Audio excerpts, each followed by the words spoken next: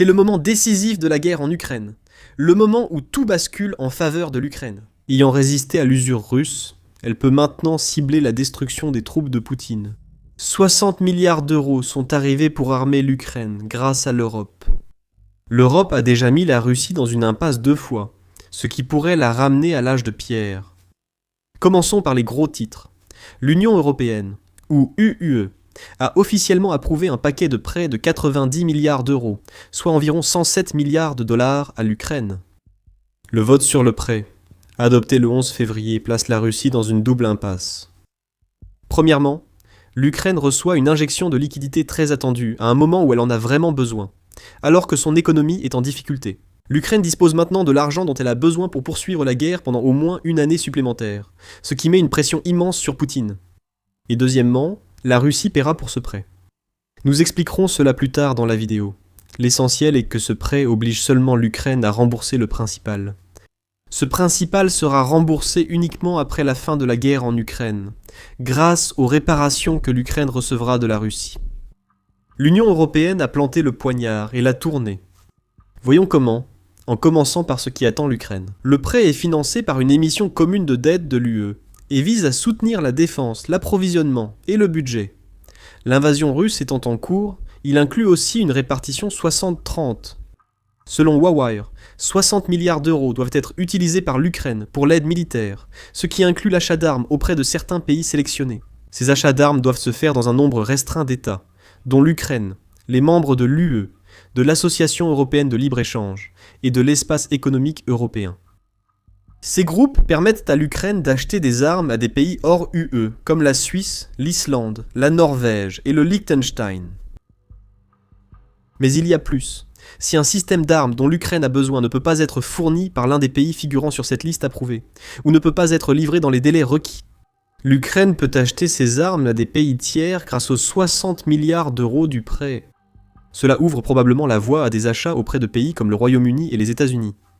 Par exemple, si la France ne peut pas fournir de missiles Scalp à l'Ukraine, il semble que l'Ukraine pourra se tourner vers l'équivalent britannique, le Storm Shadow, auprès du Royaume-Uni. On peut aussi supposer que l'Ukraine achètera des systèmes Patriot et des missiles aux États-Unis, si les pays de la zone euro ne peuvent les fournir. Les 30 milliards serviront à aider financièrement l'Ukraine face à la crise budgétaire causée par l'invasion de Poutine. Nous approfondirons cette question plus tard dans la vidéo, mais cela signifie essentiellement que l'Ukraine dispose d'un peu de répit bien nécessaire dans son budget. La Russie cherche à ruiner le pays. Poutine voulait que l'Ukraine manque d'argent. Il a fallu 4 ans à la Russie pour capturer 20% de l'Ukraine.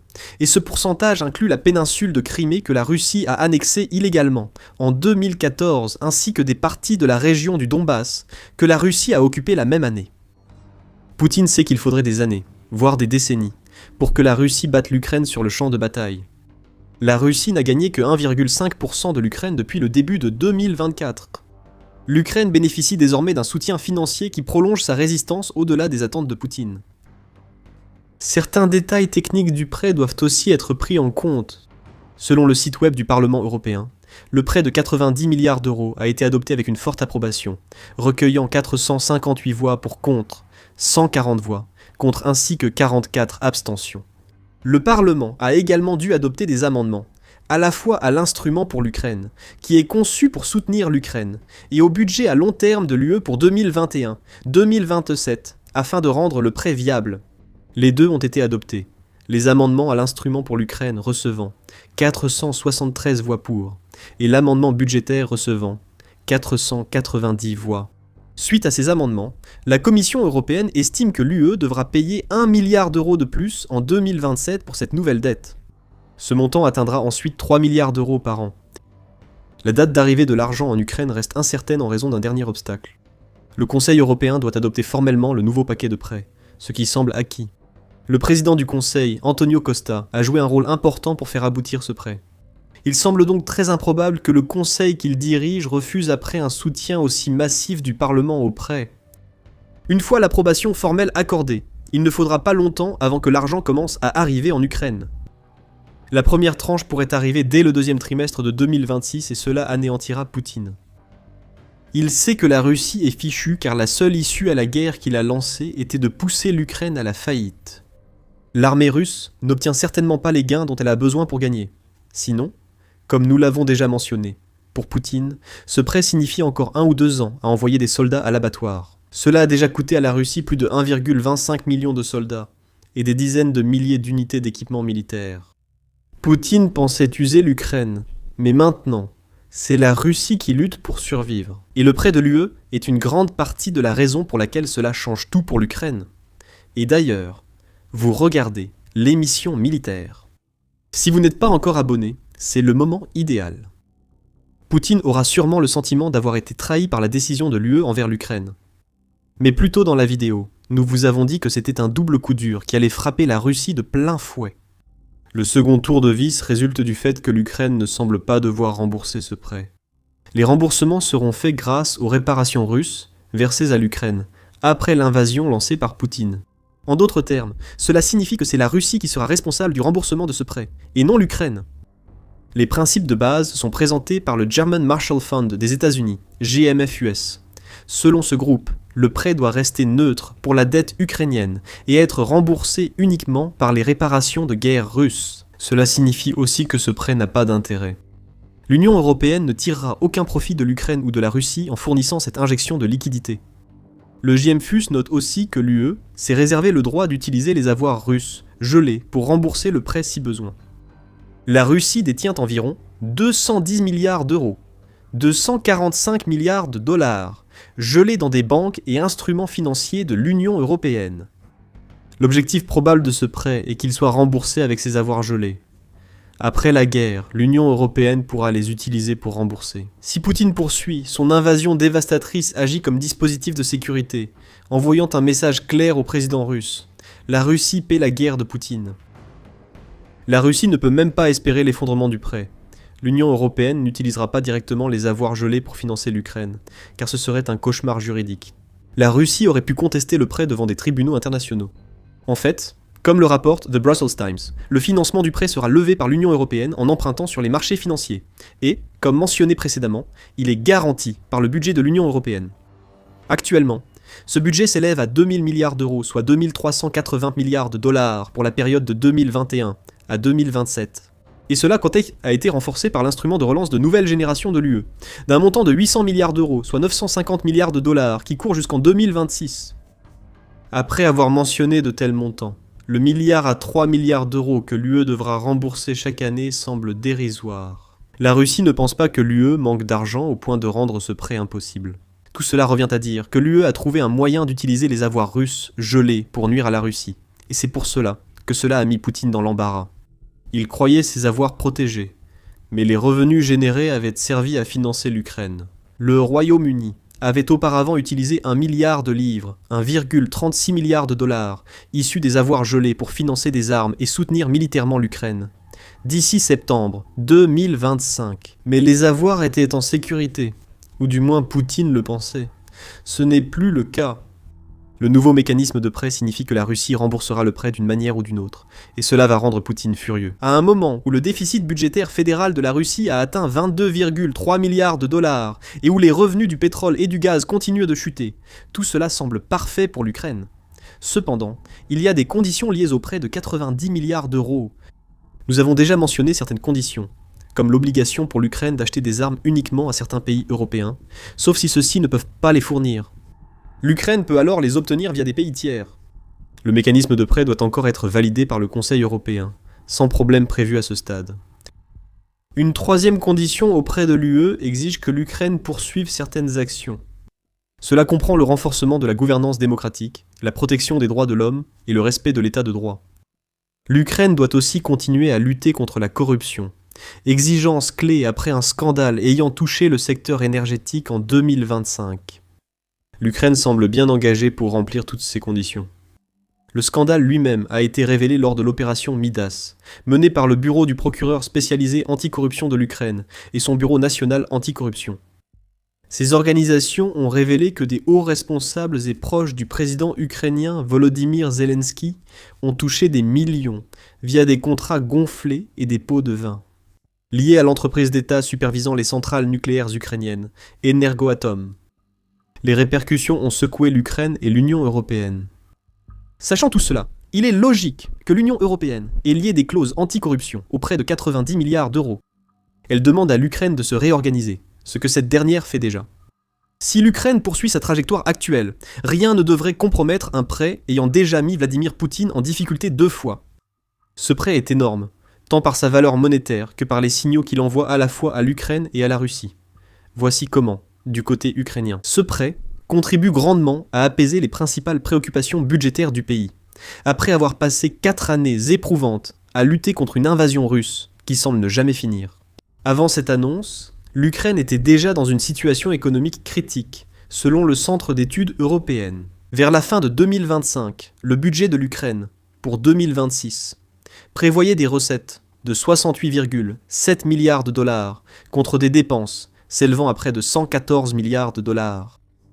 Cela représente un écart d'environ 45 milliards de dollars, car l'Ukraine doit investir massivement dans sa défense. Les mêmes prévisions suggèrent que l'Ukraine dépensera 66,3 milliards de dollars pour la défense et la sécurité nationale en 2026, ce qui représente un impressionnant 27,2% du produit intérieur brut, ou PIB, du pays. Ajoutez à cela le service de la dette publique, qui coûtera à l'Ukraine 12,2 milliards en 2026, et vous obtenez une situation délicate pour l'Ukraine. L'Ukraine va également essayer de redonner un semblant de normalité à sa population après 3 années qui ont essentiellement constitué un gel des augmentations des dépenses publiques. Par exemple, 6,6 milliards de dollars seront consacrés au système éducatif ukrainien, en 2026 un montant similaire étant prévu pour la santé. Ce sont 2 services essentiels que l'Ukraine n'a pas pu financer correctement depuis l'invasion de Poutine. L'Ukraine ne pourra sans doute pas financer cela par sa croissance économique, malgré son secteur de défense en expansion. La Russie. L'invasion de la Russie a freiné la croissance d'autres industries ukrainiennes, selon le Kyiv Post du 6 février. Investment Capital Ukraine, ou Réanimation, estime que la croissance réelle du PIB de l'Ukraine en 2026 sera de 0,8%, ce qui représente un PIB nominal d'environ 225 milliards de dollars. Le taux d'inflation du pays devrait descendre à 6,3% selon la Réanimation. Mais sa dette publique atteindra 110% du PIB, et son déficit budgétaire sera de 20% du PIB, ce dernier représentant au moins une diminution de 5% par rapport aux chiffres de 2025. Tout cela arrive à l'Ukraine, à cause de la guerre que Poutine a déclenchée. Maintenant, le prêt de 90 milliards d'euros de l'UE n'est pas la solution à ces difficultés financières. Les causes des symptômes persisteront tant que la Russie attaquera l'Ukraine. Les 90 milliards d'euros apaisent les préoccupations budgétaires immédiates de l'Ukraine. Cela permet au pays de financer l'achat d'armes sans puiser dans ses réserves de liquidités. C'est pareil pour les services publics, que 30 milliards d'euros de ce prêt pourraient financer. Ce n'est pas un nouveau départ économique pour l'Ukraine, mais un grand coup de pouce pour un pays au bord du gouffre financier en 2026. Ou, comme le dit RTE, ce que l'Ukraine s'apprête à recevoir de l'UE est une bouée de sauvetage financière. Et c'en est une, qui est bel et bien fournie. Parce que l'Union européenne prend de plus en plus conscience d'un fait simple. Une Ukraine plus forte signifie une meilleure sécurité pour toute l'Europe. La députée centriste au Parlement européen, Nathalie Loiseau, l'a clairement dit en évoquant l'approbation du nouveau prêt à l'Ukraine. Le soutien à l'Ukraine dépend de peu de pays, principalement européens, a-t-elle dit. C'est notre honneur et notre intérêt, car notre sécurité est en jeu. Concernant la Russie, ce prêt crée 2 nouveaux enjeux militaires. L'Ukraine sera renforcée. 60 milliards d'euros pour la défense seront dépensés en Ukraine. Cela signifie qu'une grande partie de cet argent ira probablement à la fabrication de drones. Comme le rapporte Defense News, l'Ukraine prévoit déjà de remettre à ses unités de combat environ 60 millions de dollars par mois pour de nouveaux drones, soit 720 millions de dollars par an. Le prêt de l'UE pourrait aider à cela. Cela pourrait aussi soutenir le secteur des drones en Ukraine, qui vise, selon Euromeden Press, à produire 7 millions d'unités en 2026. Ce mode de production demande des investissements, que l'Ukraine peut apporter grâce au prêt officiel de l'UE. L'Ukraine achètera aussi à des pays européens, posant un autre problème majeur à Poutine. Par exemple, l'Ukraine a conclu des accords séparés avec la France et la Suède pour acquérir 100 avions Rafale et 150 cellules de Gripen. C'est difficile pour un pays sans argent. Cependant, rien ne garantit que les 60 milliards d'euros destinés à la défense de l'Ukraine via le nouveau prêt serviront à ces avions de chasse. Il n'est pas non plus impossible qu'une poignée de chacun arrive plus tôt en Ukraine grâce à ce prêt. Cela renforce la puissance aérienne du pays, ce qui, à son tour, affaiblit la Russie. Davantage de chasseurs renforcent la défense face aux drones et missiles russes. Cela implique aussi davantage de frappes sur les nœuds militaires russes collés à l'arrière, pouvant affaiblir les assauts sur les lignes de front. L'argent rend une armée plus forte. Et c'est la dernière chose que Vladimir Poutine voulait voir, après que la Russie ait échoué de façon aussi spectaculaire à s'imposer comme une puissance dominante face à l'Ukraine. Concernant le deuxième point, c'est simple, le prêt de l'UE est un signal à la Russie, comme l'a déclaré Volodymyr Zelensky, après son adoption par le Parlement européen. Le Parlement européen a voté aujourd'hui pour le prêt de soutien de 90 milliards d'euros à l'Ukraine. Merci à la présidente et à tous les groupes politiques pour leur leadership et responsabilité. Volodymyr Zelensky a souligné que c'est ce signal qui doit être adressé à l'agresseur. Ce signal montre que l'Union européenne soutient l'Ukraine, même avec des membres pro-Russie comme la Hongrie, la Slovaquie et la République tchèque. L'Union européenne a réussi à piéger 2 fois la Russie et à contrecarrer les plans de Vladimir Poutine d'épuiser financièrement l'Ukraine. Parce que la Russie n'a pas vaincu l'Ukraine militairement.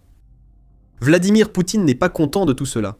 Il l'a clairement fait savoir, vers la fin de 2025, alors qu'il devenait de plus en plus évident que les choses étaient en marche. Concernant le prêt de 90 milliards d'euros que l'Union européenne vient d'approuver, Vladimir Poutine a averti qu'il s'agissait d'un vol et a menacé que, quoi que fasse l'UE, elle devrait tout rembourser ce qu'elle essaie de prendre à la Russie. Vladimir Poutine a aussi déclaré que l'Occident faisait de la Russie un ennemi, selon la BBC en décembre, ce qui paraît étrange. L'Occident ne considère pas la Russie comme ennemi. C'est Vladimir Poutine qui a envahi illégalement le territoire d'une nation souveraine. L'Occident collectif s'est retourné contre la Russie à cause de Vladimir Poutine.